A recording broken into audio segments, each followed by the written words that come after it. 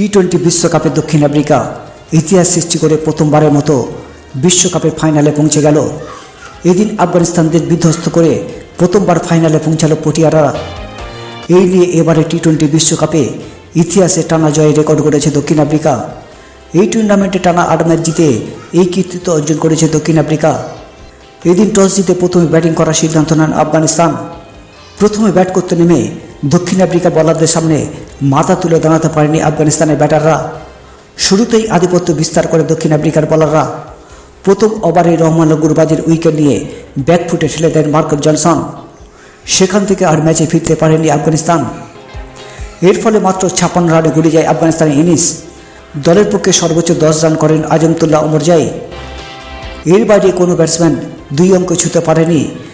খাতা না খুলে আউট হন দলের 3 খেলোয়াড়।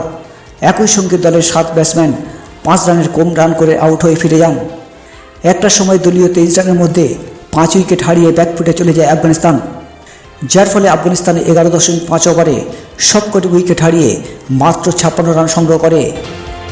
এদিন দক্ষিণ আফ্রিকা বোলারদের মধ্যে তাবরেজ শামসি 1.5 ওভার বল করে 6 রান দিয়ে তুলে নেন 3টি উইকেট।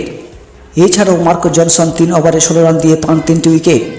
আর অন্যদিকে এন্ড্রিজ নর্জে 3 ওভারে 7 রান দিয়ে তুলে নেন 2টি উইকেট। মাত্র 56 রানের সহজলক্ষ্য তাড়া করতে নেমে সেখানে দক্ষিণ আফ্রিকা 8.5 ওভারে 1 উইকেট হারিয়ে 60 রান তুলে নিয়ে সহজে ম্যাচ জিতে নেয় পটিয়ারা।